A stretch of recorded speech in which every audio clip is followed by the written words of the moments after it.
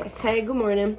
I just wanted to make a quick video for everybody in regards to parent-teacher conferences that we have coming up next week. Just so we make sure that we are all on the same page and you can kind of like get some of them jitters out, because parent-teacher conferences can be a little bit nerve-wracking, especially if you're a new teacher and you've never done them before. But hopefully after this video, you'll feel a lot of ease and feel calm, cool, collected, and ready to keep building that relationship with your parents. So first off, I want to let you know some things that you should have ready prior to the conferences. So the first thing that you want to make sure that you complete for every child, even if the child did not sign up for a conference, every child needs one of these, is a conference report form. All this is it lets you describe where the child is at now, the strengths that you see in their physical development, social emotional development. It's labeled here, each area. And then at the bottom is a space where you will put your goals for the child. So whatever goals you have for them that you would like to work on with them up until the next conference, you will put at the bottom, and you want to make sure this is completely filled out. You can find it in the back teacher resource area in the parent teacher conference binder. Make sure you make copies. Don't take the original, but every child needs this filled out prior to your conferences. The next form that you are going to need done prior to conferences is a developmental checklist. So developmental checklists look different depending on the age of the child. So if we start in infants, the infants are able to use the CDC checklist, which you can find online. If you just Google CDC checklist for child development, you'll find it. And for infants, that's one that is very specific to the months age of the child. So they have like a 3 months, 6 months, 9 months, 12 months. You want to make sure that you fill out that checklist beforehand. For older children, it may look something like this, where it has different categories. So it says social, physical, fine motor, language, and it just asks you what the kid is able to do. So for preschoolers, it's going to ask you if your kid is able to stand on one leg, like if they're able to balance themselves for a certain amount of time on one leg. It's going to ask you how many letters or numbers they are able to identify. So that is a developmental checklist that you have to complete, again, for every child. Every child needs a developmental checklist done, because that is what shows us that we're doing our job. If the kid is learning, that is a definite thing that shows us if the child is learning and we are doing what we are supposed to be doing. Another tool that you can use are the report cards that I handed out to everybody yesterday in your mailbox. This is generated directly from Teaching Strategies. It has the child's name. It lets you know this is all generated from our first checkpoint, which is our winter checkpoint. And it reads like a report card. So the reason why this one is provided for you is because sometimes for parents, this is easy to read because it mimics what the kids get in the school system, because it's report cards. So it's kind of broken down into marking periods, which we classify as checkpoints, and it tells you where the child is. So right here for her, the M stands for meeting. So that means she is where she's supposed to be.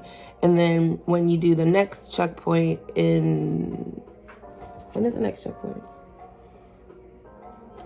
Oh my gosh, when is the next checkpoint? November, December, January.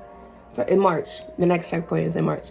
So when you do the next checkpoint in March, it will go to checkpoint 2, and then this whole column will be filled out. So either she'll be progressing, she could be exceeding the expectations, or right on the marker or where she's supposed to be meeting. So you want to make sure that you have all of these papers completed before any conference. And again, every child needs one. So once you do that, you'll be able to provide that to the parent during the conference, so they have something like concrete to look at. And that can be your starting point of the conference. So if you provide them with those papers at the beginning, that will be your basis to start the conversation. You want to make sure that you talk about what the child can do. We all know the sandwich approach. So if you start from the beginning, start with something positive of what the child can do, then that will leave room to sandwich in the middle of maybe where the child still has room to progress. You want to make sure you are mindful of your language that you use when you talk about a child needing to progress in any area, because we want to make sure that we are encouraging the parent, because conferences can be a little bit stressful for them as well. So that's something to keep in mind. If the child is not up to the appropriate levels or they're progressing towards the appropriate levels, words you probably want to use are, these are areas we are working on. These are things we are working on. These are the skills that are emerging, to let them know like we're still progressing. This is still the beginning of the school year. So there's still time for the child to continue to grow, develop, and then that's the purpose of you setting those goals. So if it's an area that the child is struggling, you want to make sure you set appropriate goals that you're going to work on with the kid to get them, where they need to be. So you can say, they don't have it yet, but we're still working on it, to kind of keep them encouraged.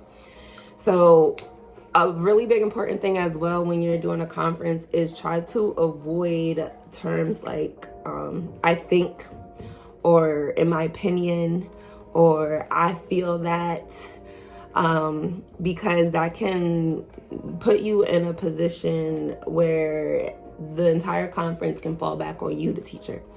And what I mean by that is the parent can take that absolutely the wrong way. So you want to try to keep it fact-based as best as possible, to keep yourself, the teacher, in more so of a neutral place, and it will help you to build that relationship with the parent. So you don't want the parent to go back and say, well, my teacher feels like, so-and-so isn't learning, but that's just their opinion. Keep it fact-based. You did the developmental checklist for a reason. You can use that. That's fact-based. Say, no, I provided this paper with them and asked them, could they identify the letters, and they were only able to identify one. So that's keeping it 100% fact, keeping your opinion, what you think, out of it, and keeping you in like a neutral, safe space. It is okay to give your opinion if you have developed that relationship with the parent. But you just want to make sure sandwich. So if it is something that the child is, lacking on, you kind of cushion that in the middle. And then you want to make sure that you end on a good note as well. Because again, remember, it can be difficult for the parent as well to hear maybe some non-positive things about their child. But you just always want to follow up with that, what we're going to do to get them to where they need to be. So you want to just leave and end the conference, making sure that the parent feels like you are the right teacher for their child. Sometimes it can be hard to end the meeting because for the infants and toddlers, the meetings are only 10 minutes long. And then for the preschool team, the meetings are 15 minutes long. So you want to make sure you're staying in your time windows so that you can get to all your parents appropriately. And you definitely want to be courteous of their time. So if a parent is scheduled at, 3 o'clock for their parent-teacher conference, you want to make sure you're ready at 3 o'clock, ready to go with all your documentation.